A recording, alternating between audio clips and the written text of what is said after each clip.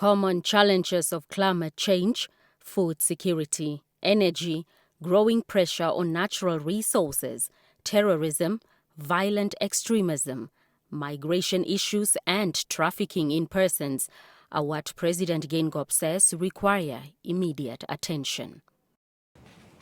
It is in that sense that I hope that 2023 will be the year when we develop greater platforms for dialogue and cooperation, as this is the only way to restore peace and stability in the world. In this regard, I have two dictums about war which I wish to share with you. And they are, when diplomacy fails, countries go to war. The US diplomats, when you fail, countries go to war. Then I also say, when there is war, I say, you don't make peace with a friend. You make peace with enemies. So diplomacy must continue. Another is the 2015 Paris Agreement, a legally binding international treaty on climate change, which was adopted by more than 190 countries, including Namibia. The agreement binds signatories to limiting global warming to below 2 degrees Celsius and increase assistance to developing countries to address the impact of climate change. Current ongoing floods situation in northern part of the country is again a reminder that we need to mitigate impacts of climate change.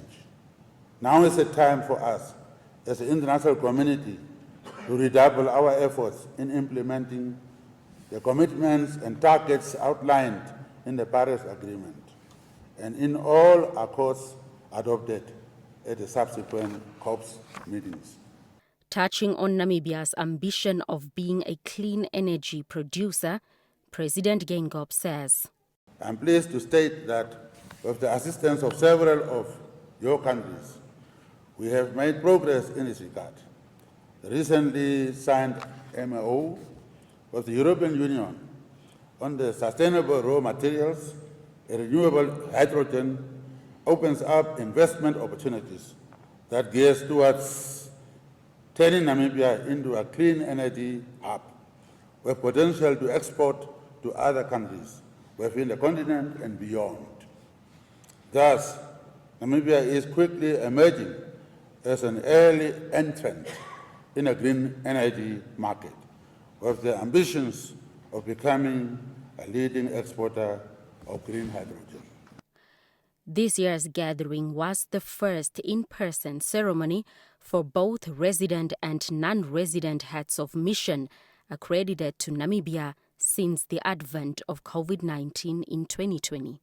We have noted with appreciation that Namibia's voice will continue to be heard in the international community.